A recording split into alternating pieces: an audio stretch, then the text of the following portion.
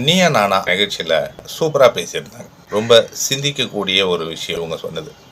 பெண்களுக்கு அதிக முக்கியத்துவம் கொடுக்குறாங்க வேலையில், தனியார் கம்பெனிலையும் எந்த வேலையிலையா இருந்தாலும் பெண்களுக்கு முக்கியத்துவம் கொடுக்குறாங்க. அதை நான் வரவேற்கிறேன் அப்படின்னு சொல்லிட்டு அவங்க ஒரு முக்கியமான ஒரு விஷயத்த சொன்னாங்க. 30 வயசுக்குள்ளே இருக்கிற ஆண்களுக்கு நிறைய பேருக்கு கல்யாணம் ஆகாமல் இருக்கு. வேலை இல்லாத காரணத்தினால கல்யாணம் ஆகாமல் இருக்கு. என்ன சொல்றாங்கன்னா, பெண்களுக்கு அதிகப்படியான முதல் உரிமை கொடுக்குறாங்க இல்லையா, அதன் வாயிலா இவங்களுக்கு வேலை இல்லாமல் ஆயிடுது. இந்த வேலைக்கு போற இந்த இளம் பெண்கள் அந்த ஆண்களை கல்யாணம் பண்ணிக்க தயாரா இல்லை. இதை மாதிரி ஒரு பிரச்சனையை சந்திக்கிறாங்க.